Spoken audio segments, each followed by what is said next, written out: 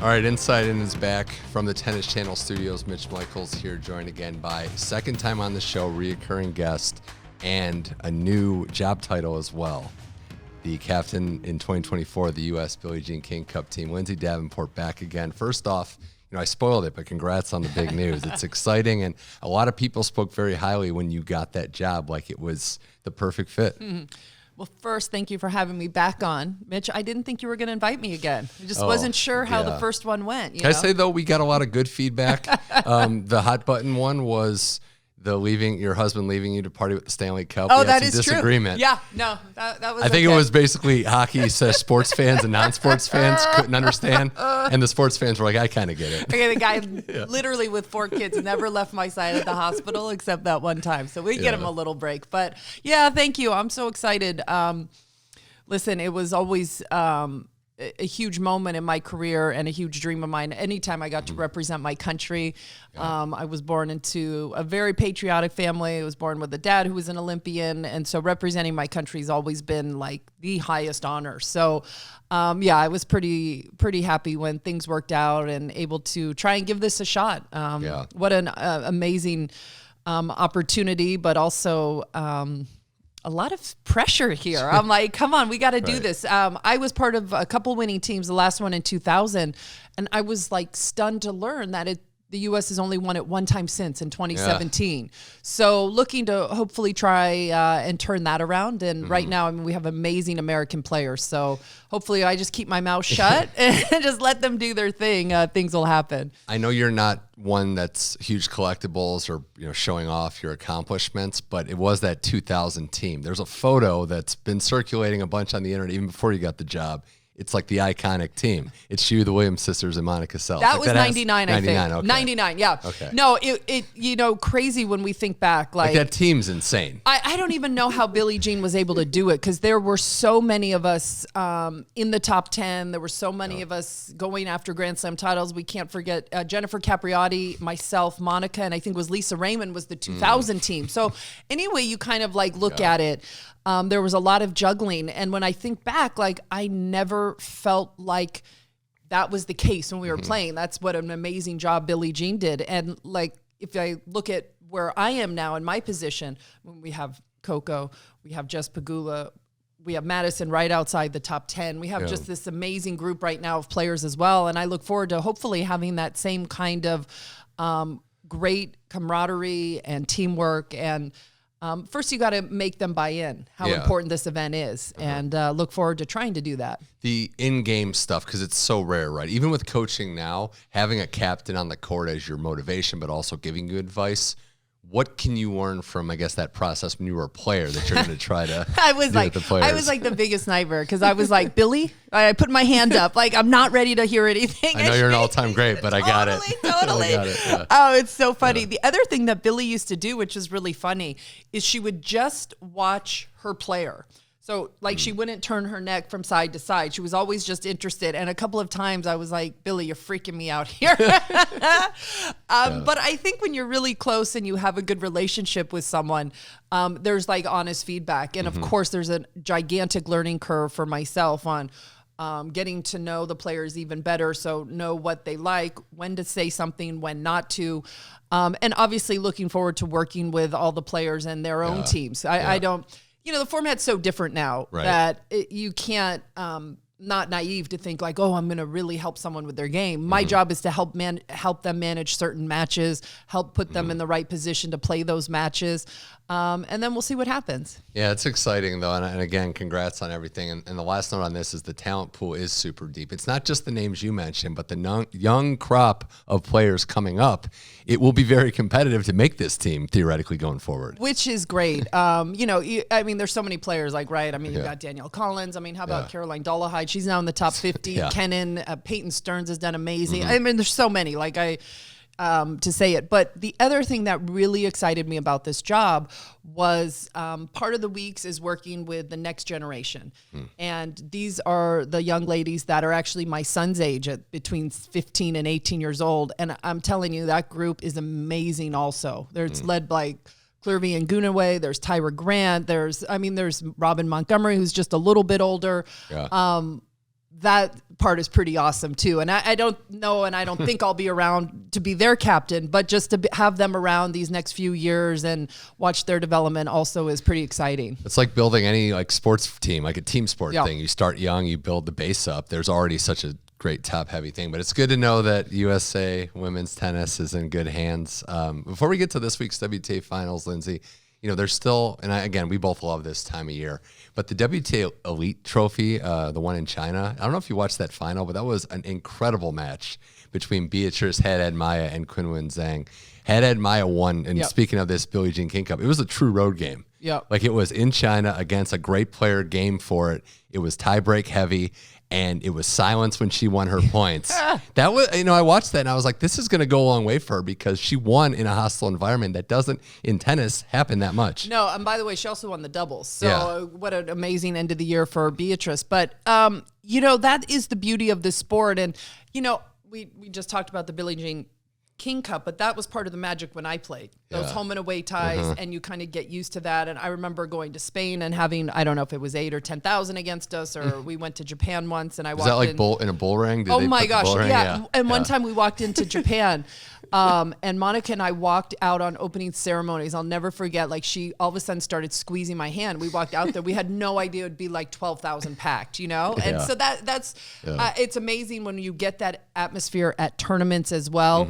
The Chinese women also, they're very good and coming up again. Obviously, they were so inspired by Li Na, but we kind of need that atmosphere in Cancun right now. Feels like that could really help the WTA Finals. Oh, man. I did want to, before we get to that, I did want to get to with Qinwen. It's good to see the push to end the year. Given what went down after the U.S. Open, it's nice to see she's got her feet under her, still someone with a lot of potential. And, there's different ways that these coaching breakups happen, some good, some bad. So it's good to see she wasn't completely sidetracked by it. No, and a lot of times you don't hear about it, or sometimes those of us involved in the sport hear about it, but, don't really want to talk about it. It's something different when the player is then open enough to discuss it. And she was heartbroken, and she made no bones about it. Her coach, who'd signed a contract, Wim, then went back on his word, went back to Osaka. All that stuff happens. You can change your mind at any time as a player and as a coach. But, she was hurt, and a lot of props for her for speaking openly about it. I have a feeling she's putting together a very good team again for next year, and I think she'll probably be stronger when it's all said and done. And a lot of people would want to coach her. Yeah. The potential she's got a great game. It's remarkable. Well, the WTA Finals is in Cancun, Mexico. A lot's been said about it, and I don't want to turn this into completely bashing the situation, but I would just say unfortunate would be the word that I keep coming back to, because this is one of the biggest honors in the sport. You know firsthand, you work your gear to get to this point. You would expect a pretty solid standard for what you've accomplished, and sadly that hasn't been the case. No, the first year I was thinking about this, the first year I played the WTA Finals, I believe was like 93 or 94 maybe. I don't want to misspeak. Played it for, 12 years or whatever it was. I don't think I ever played in front of an empty. It was MSG for a bit, right? Even when we moved to Staples Center in LA, it wasn't as packed as Madison Square Garden, but it wasn't empty. I think there was just a lot of disarray, it seems like, around this tournament. In the delay in even picking a city, and then supposedly they had an indoor venue. Then they found out after picking it that it was too low, or the lights or something. So then they had to find a temporary one. Now they're on a golf course. It doesn't feel like this is the crown jewel of the women's tennis here. And I think the players are upset. They don't like the surface. It's an imperfect surface. There's different bounces, and why... they should be treated like royalty at this event. Only 8 singles players make it, and it just doesn't feel like that's the case. There's other, ins and outs, like the inside baseball, inside tennis, so to speak, of what players would know, right? That the practice facilities aren't good, that there's not enough stringers on site, that they're not able to practice on the court much beforehand. And it's a very sad situation. And for players that, don't want to name any names, but they know that they might not get back here again, or they got there for the first time, this should be a cherished experience. And, you're seeing top players that have won matches speak out. That speaks the most volumes to me. This isn't just sour grapes after losing. Exactly. Yeah. Exactly. And I think at least half of them have been very open about the situation that they're feeling there. And some of them have played a finals before. Some have played multiple. It is tough. I mean, who can handle it the best? Who can just put their head down and just play and not worry about everything? That player ultimately most likely is going to be the winner out there. But it does get back to the first thing is, if you're the tour and you don't run the majors, this is your crown jewel. It's inexcusable that, again, it was 6 or 7 weeks or whatever it was, 8 weeks before to even get a city. There were certain mistakes that were repeated, it seemed, again and again. But you were the one that you're kind of turning into like the breaking news, you're jumping off point in my Cincinnati. sarcastic way. That was funny that no one really Garcia, knew. Yeah. And it was like, wait, she won the finals last year. Wait, is there a finals? I'm like, and that took off on the internet because no one knew the answer to that question collectively. It was crazy to me. Like when I was thinking about it, like, wait, they don't know, right? Yeah. And I know there were some rumors about Saudi Arabia and other cities and stuff, but we went through this the year before. Right. Okay. 2 years ago, with COVID was really tough. Yeah. Last year it happened again. Like there's no excuse for it to happen for another time. Yeah, and the fans in Mexico and Cancun, it's not about them. It's just last minute, no publicity, hard to promote the event, which is what happened in Fort Worth. So we'd like to see the playing there, but you have to make do. Want to give full marks and props to the women that got here before we look at the matches. Just say a little something on each story. And she didn't have a great first match. She'll play again tonight, but Ons Jabeur getting here, a lot's been made, and she's got the rematch tonight. But that Wimbledon final, the last time we talked going into that took so much out of her, and most of it, I think, was mentally. It's good to see she was able to get a small title, get back here. But I'm curious your perspective. I can see she's still kind of going through a lot, processing how to get back on track after such a heartbreaking loss. Yeah, she is emotional, and she is very open with her feelings. The other thing is she's been injured a lot this year. I remember when watching her play in Australia, and going, oh, she does not look healthy. And she didn't look super fit. And Andy Roddick used to say this, and he taught me that about the eyeball test. You get down under in January, you look around, you see exactly who's been putting in the work, and you see exactly who is really ready to take advantage of putting in all the hard work in the offseason, ready to go. And I remember seeing her, I go, she doesn't look like she's totally ready to go. And sure enough, loses and has to have knee surgery. And that was a big sign for me. And then she missed some time. Then she came back early. Then she battled other injuries. It was a tough year. And if I had to guess, when all is said and done, she's going to look with her team and still go, gosh, what a great accomplishment. You still finished the year in the top 8 somewhere. Weren't at your best at certain times. You still managed to get to a Grand Slam final. But, she's made no bones about winning a major, especially Wimbledon, is the goal. And to have her heart broken again, it is really, really tough to get over. So I think she's one of these players that really kind of needs a good off season, needs to be healthy, needs to put the work in. We know her game is exquisite. She just needs to be healthy and get back on the right track, it seems like. And this is the tournament. I mean, say what you want about the quality and everything. There's sharks swimming in the water. Like if you have weaknesses, these are the best women in the world. They are going to expose it, and we saw that a lot. Coco Gauff comes into here off of her first major. She beat Ons pretty thoroughly last time, but there's been developments in her game, also how she's handled expectations. I know she had the loss to Iga, but Coco, it's always maturity with her. It seems to be the word that comes up. Even handling success, it's not surprising, but she's handled it as well as anyone can. Yeah, I mean, I actually love what she's done since winning the U.S. Open, because players go in a lot of different trajectories after winning a major. Some, keep playing or go chase the money or go everywhere. And there, last fall was a really tough time if you were a Gauff fan watching her play.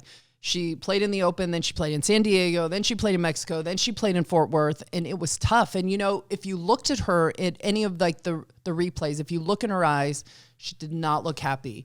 Yeah. And I remember watching her in Fort Worth, and I remember thinking, oh my gosh, I hope we don't lose her. I hope overplaying and all the expectations and all these things on such an amazing talent. Listen, we've seen it a lot in women's tennis. And I remember thinking, gosh, I hope this doesn't happen. And amazing job by her team, her family this year in kind of getting rid of that. You're exhausted at the end of the year. Yeah. right? And now you have this life-changing moment at the Open. She's played one tournament. She's ready to go here now. And so I don't know. I love to see that. And I mean, I shouldn't be saying don't play tournaments. So I don't mean to propose that. Yeah. But you want to see Coco Gauff playing into her mid-30s. Yeah. You got to keep her fresh. You got to keep her happy. Let her celebrate her biggest goal since, she's picked up a racket. I really liked the way that she played in her first match. She's obviously a big favorite. Listen, she's going to go achieve many more amazing things. It's crazy and sad outright how many can't miss prospects do miss because of what you said. And, we talked last time, the age limit thing that's helping, keep players from going. And, the maturity there. And I know Brad Gilbert's worked a lot with her and her team, and she's just so grounded. She's got a rematch coming up with Iga. And listen, I think Iga has handled the reset as well as anyone, losing the #1 ranking, which is a mentally draining thing, but she's been open about the pressure she felt. I also think for Coco's case, and we can kind of get into it, but it could be the best thing that, she's risen up the rankings, Lindsay, but there's still Iga, who beat her the last time, is 8-1 head-to-head. There's still that test that has to be passed, and hopefully we get some good rivalry matchups. But the last time they played, Iga reminded everyone who's got the hammer in this one. Yeah, it was so interesting in Cincinnati because you had an inspired Gauff. You had a crowd that was, 90, 95% behind her being in the States. And you had an Iga that was a little bit off and mentally and not fully confident. And Coco was able to take advantage. Now, we'll see much different environment here, much different court, much different atmosphere. And we'll see what Iga brings here. If I were on Team Gauff, I would be absolutely thrilled that I was in the same round robin group as her. What does that mean? You can't play in the semis, right? No, I'm serious. True, right now, those two, I would love to see them play in the final. Maybe they'll play twice this week. We've seen it before in WTA Finals. So if you go into this match, of course, it's a big match for both of them. But based on how they both played in their opening matches, they're in good position to get through their groups anyways. I don't know. There's something about Gauff and her excitement level right now and everything she's learned that even if she doesn't win tonight's match, I wouldn't count her out of winning the whole tournament. Yeah. She gets back off the mat and handles losses, which is another great quality. Did you ever feel that? The times you got bumped down in the rankings, whether it was from one down, or did you ever feel like Iga's said outwardly that it's kind of okay to catch your breath and go back to the drawing board and then start fresh? For me, I wasn't as dominant as Iga. So I was never like, oh, I'm going to sit here for 3 months, 6 months, 9 months, whatever it was. It seemed like it was always like up to 1, down to 2, up to 1, there's Hingus. Now I'm out. Now there's this person there. You know what I mean? So I never was comfortable being at 1. I never was there for, however long she was there. What was that, like? It was like 16 months or whatever. It was crazy. So I don't want to, but once you're there, you get a pretty good sense of, listen, I'm not going to be here forever. Like these other players are going to improve. It stops becoming about just staying at 1. And for Iga, I think there's some motivation to try and get back there, but she's finished a year #1. She's been there plenty of weeks. I don't think it would be as big of a driving force for her this week. I could be wrong. Then maybe it would be for Sabalenka trying to finish her first season as a world #1. More with Lindsay Davenport here on Tennis Channel Inside In. You mentioned it. Sabalenka still does not have it wrapped up. Iga could still get the #1 ranking. Sabalenka had a dominant first match win over Sakari, lost to Pegula last night, so she's got an elimination match set up against Rybakina. But for Sabalenka, it's still just a fascinating experience to watch when it is going right, the unrelenting power. Yeah. The downside of that being there are times when it doesn't go right and you feel like you can physically see wheels coming off. So when you call a Sabalenka match, what's your take on how she maybe would be able to rein it in and not just go for broke every single time? Yeah, I have to say, I have on the respect meter, my respect for her is off the charts, honestly, because if you watch her play a few years ago, if you see what kind of player she was, there is no question that she has put everything together to become #1. And she's talked about it a little bit, but from how she works out to her diet, to how she practices, to how she mentally approaches matches, she's gotten to #1 because of an incredible amount of hard work. And I think it was maybe when she won the Australian Open, she made like a little quote like, oh, I haven't had sugar in 6 months, or, and you watch these videos of her working out, and, she even talked about, we started from the inside out. the very basic, just trying to get control. I mean, she is like a physical specimen now.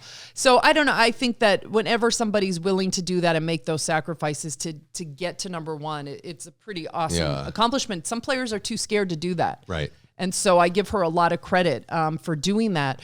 Of course, there's a couple things. You know, she gets like, excited. She pulls off shots. She gets off balance. She falls over. I still think she can get better. Yeah. And that's not always the case with a world number one. Right. There's no one that hits the ball like her. That's the first thing. And I don't want to come off as saying limit her emotions, because that's what got her to where she is. But yeah, it is scary to think, right? There's where is that she can improve. And, in a match against Sakari, she just smothered her. She did not let her. Coco was able to hit the reset button in the U.S. Open final. If Sabalenka's playing downhill, we've seen even Iga get hit off the court too. So I think that match with Rybakina is going to be one to watch. Rybakina, and I'd put her in that same class as Vondrousova. It's nice to see these players that won Grand Slams from outside back it up and prove that they're top 10 players, because that's not always, as the case. Yeah. It's one thing, I actually thought Rybakina was going to have a bigger year than she did. And yes, I know she's had a great year. I know she's 4. But after winning Wimbledon last year and getting to the final of the Australian Open, and then Indian Wells, I would have bet a lot of. I mean, I can't bet money, but I would have. I would have said a lot that she would have won a major. So some things happened. I know she had some injuries. I know she had some illnesses. But I think there's a lot more there that she hasn't really found yet. There's obviously, maybe just a tad more energy would help her. And I know, I was a super mellow kind of person and down on myself, but you got to kind of fake it sometimes, bounce around it and look like you're ready to really seize the moment out there. And I still think she can get better, but I don't know what it is. 5 or 10% is missing, because I really think that she could have done better this year. Again, I know she had a great year, but she's leaving. I felt like she left a little on the table. It's weird, I guess, from the outside to hear her speaking up about the court and everything there, because she never speaks up. And in a weird way, I'm wondering, she brought her best out against Iga again this year, has done well. Maybe that's something she has to work on, is getting up for not just the very best in the world, because, that's been the case. You got to be consistent. Listen, the level, the best thing right now about women's tennis is the level that these top women are playing at. We have Sabalenka, we have Rybakina, we have Coco, we have Iga. They're playing at a level, and they're challenging each other. It's great. We talked about how we had a couple years there where it was kind of all over the place. So that's one of the reasons it's not so easy to dominate. But I still think I think all of those players, which is pretty exciting, still have another level they can reach. Love that. Love to hear that. Yeah. And quickly on, she's 0-2 in this. Maria Sakkari getting here, the replacement, worked hard to get here, had a tough first 3 sets, fought back and actually made that West match competitive. But there was that moment I watched on the broadcast where her coach was telling her, come on, turn it around. And she looked mentally checked out. Now, she did dig back in, but it's tough. She's another emotional player, and it's tough when you're on the short end of the stick to really reverse it. You can speak to that more than anyone, but when you're out there in the moment and you feel like the world is against you, it's so hard to just right the ship or try to reset. I think so far, or after these first few days, I think I have been most impressed with her. And I got to tell you, losing 18 of 19 games as a top 10 player, I'm not sure that's ever happened. So there she is at 0-6, 1-6, 0-6, 15-40. And I don't know how. I think like most players would have just been like, oh my God, get me out of here. How did she do that? She came back and won a set, lost in a tiebreak in the third. Yes, I know when all said and done, she lost that match. But the way she was able to get into that match, given what had happened the previous 3 sets, could be the most remarkable thing of this tournament.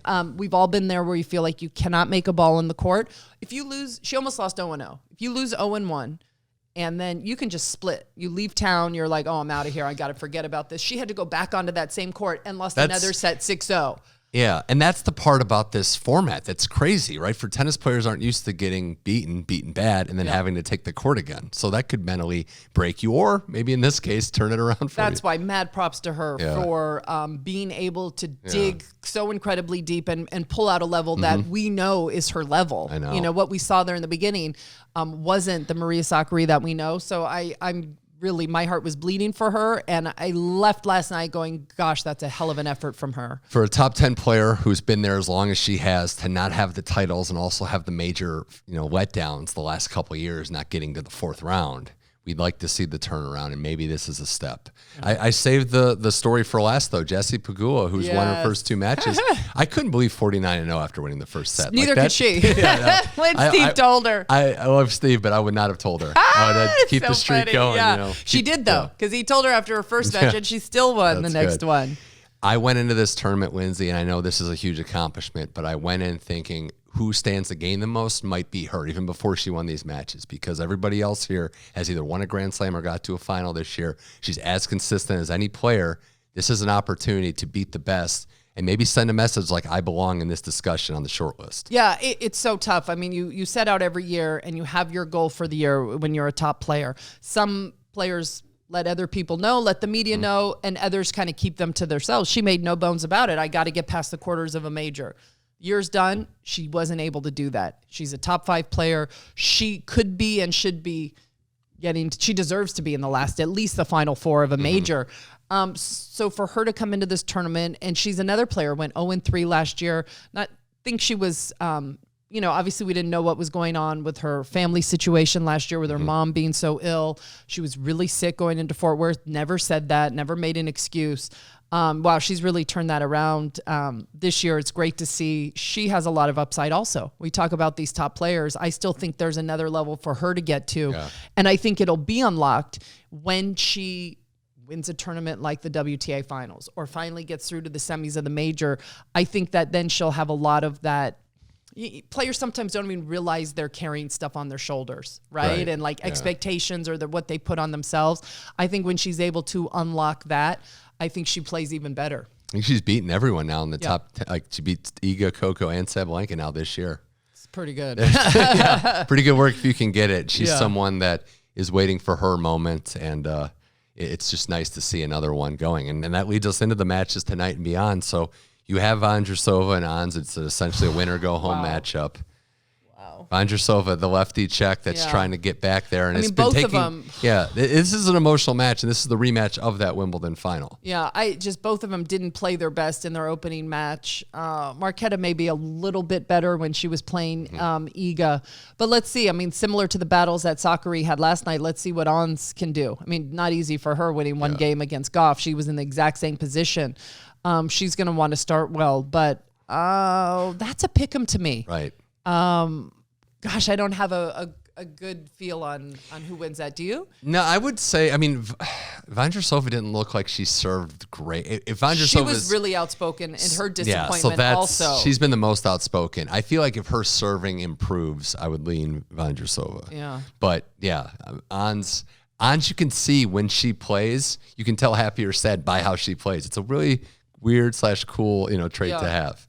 That seems like a pick 'em to me. Iga Coco, though, I mean, everyone's looking forward to that. I know. How could, explain it to me in layman's terms why Iga has had such favorable outcomes in this matchup. What suits her well in this matchup? Well, she's got the ability to finish points a little easier than Gauff, right? She can step in off both wings, off the forehand and the backhand when anything's short. Historically, Gauff hasn't been able to do that on the forehand. The forehand has gotten better in the last few months. I think she comes into a different headspace. Brad Gilbert changed a lot of things for Coco, and one of them also was the mentality on the serve. And we would watch Gauff play, and we know she could serve 120, and she would get up there and hit a first serve at 95. You've got to hold your serve every time against Iga, and Gauff wasn't doing that. And you also play a player. Gauff is faster than everybody. Yeah. Iga's the closest. And so all of a sudden she's playing someone with a similar big weapon like that in the foot speed. But now she builds points a little differently. I think the belief is there. Gauff is more willing to get free points on her serve. She's more willing to step in, especially on the backhand, to finish points off. But we'll see. How much can Iga control this match with her forehand? Yeah. How much is she, what's the percentage of forehands hit to backhands hit? That's going to be huge. Listen, the court's not a perfect surface. Let's see which one of these players also handles it better.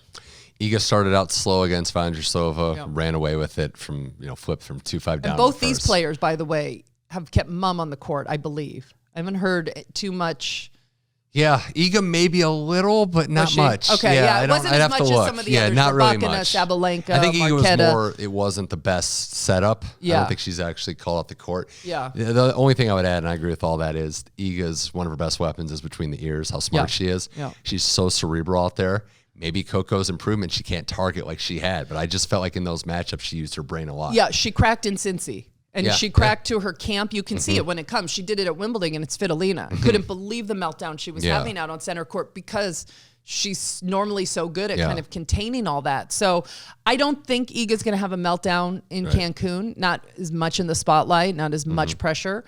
And Gauff has been just rock solid emotionally. So good. Yeah, ever since Wimbledon. It's a fun one, and we're gonna post this tomorrow as we record this. So then that's the thing. Like we don't know Sorry, what we we're got the talking matches. about. Hey, it's not as bad as when I talked with Paul Annacone yesterday about Paris, and we're like Alcaraz Djokovic could be great.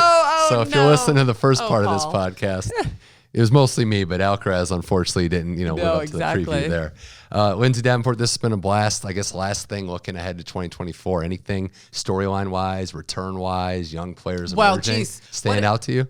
In women's tennis, I think there's going to be a huge story about some of the moms returning. We got a little snippet of Caroline, who played so well at the U.S. Open, but if things continue to progress like we think they are, we're going to have Osaka back. We're going to have Kerber back as well. I'm missing anybody else? A lot of majors. Yeah, we saw Svitolina come back. Svitolina already. Caroline's going to be out there playing more of a full-time schedule. We got, again, she just played a few tournaments, but that always makes it exciting. Now we just need to get Ash Barty back. No, I'm just kidding. She has shown no signs of that. When you're calling these matches with somebody, do you feel like they're scouting in the moment, like when these current or players that have come back? Because Shelby Rogers told me when we did this show, it's the best in-person scouting I could get. That's so funny. I mean, nothing gets you back out faster on tour than working here with us at Tennis Channel. No, we're kidding. But no, I think that you get a great perspective when you're away from the game, when you see the sport through a different lens. I know when I played, I had no idea everything that went on around it. You're so caught up in your own world. So I think a lot of players come back with a different perspective and more grateful to be back out there competing. Last one I have for you, is there anybody that you could see making the finals next year? Someone that's on the outside, a player, or just players you think could be in the hunt that aren't in the finals, maybe up-and-comers? Okay, I got to pull up the rankings just so I don't miss anybody. You caught me off guard there. I did a little bit. This is just... Who is coming up? Well, we talked about her earlier. I never say it right. Kinwen? Yeah. Yes. I think that's a great one. That's a very, very good choice. Very good chance there. Gosh, we'll see if the Fruvertova sisters make it all the way back. Mira Andreeva, by the way. She's going to be there. I don't know if it'll be in 2024, but she will make the finals at some point soon. People have said, by the way, this is an aside. Do you see the comparisons, the doppelganger with the young Tracy Austin on there? On Andreeva? Yeah. Oh, I hadn't heard that, but yeah, I could see that. Okay. Listen, there's women's tennis right now is in a great position. Okay, I'm going to give you one more though. It could be a vet too, by the way. Thank you. Yeah. I'm looking. Yeah. I'm going down there. Haddad Maya also. Listen, she's got a lot of upside. Yeah, big game too. Even the run that Maddie made at the U.S. Open, if she can keep it going, that was a brutal, tough ending, but it was a great run all the way to there. Now, do we see Muguruza back? There's another one, right? Could Maybe. be. I hope so. Gosh, there's a lot of good players, a lot of talent. I'd love to see Emma Raducanu, Leylah Fernandez. Just be back, be healthy, be back playing. They deserve it too. What's not to like about women's and pro tennis? There's just so much. Well, Lindsay Davenport, this has been a blast. I saw Courier walking by. So he was giving me the dirty look there. I'm going to try to get him to teach me some French later, so we'll try to work on that. But no, it's a blast. Yeah. Thanks you so much for coming on the show. You're always welcome. We'll do this again. Appreciate you as a guest anytime on Tennis Channel Inside In. Thank you, Mitch.